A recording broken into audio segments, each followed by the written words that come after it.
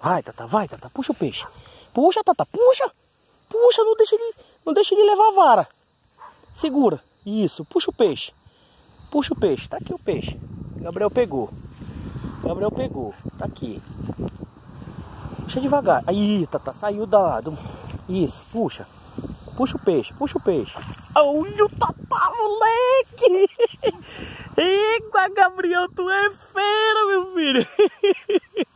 Puxa, que ele tá no mato. Pera aí, deixa o papai te ajudar aqui a tirar do mato. Ele tá levando.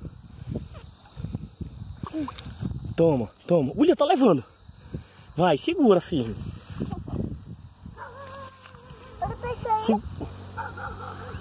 Vai.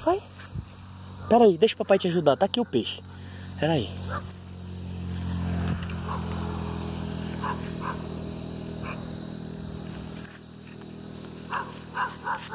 Segura aqui que eu vou lá pegar teu peixe. Gatou, olha, o peixe do Gabriel.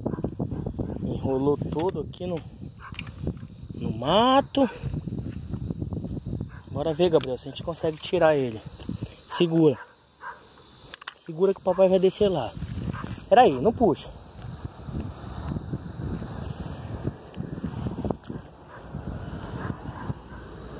Vai, puxa, Gabriel. Pera aí, ainda não. Não puxa. Não puxa, que eu vou pegar o peixe. Pera aí.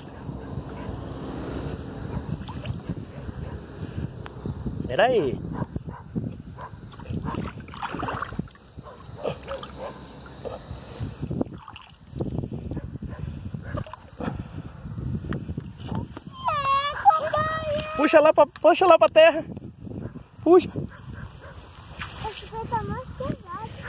Vai, leva lá pra terra. Vai. Vou te ajudar. Vai.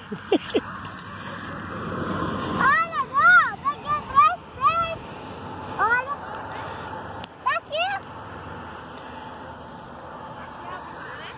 É. Olha aí, filho. Deixa eu bater uma foto tua.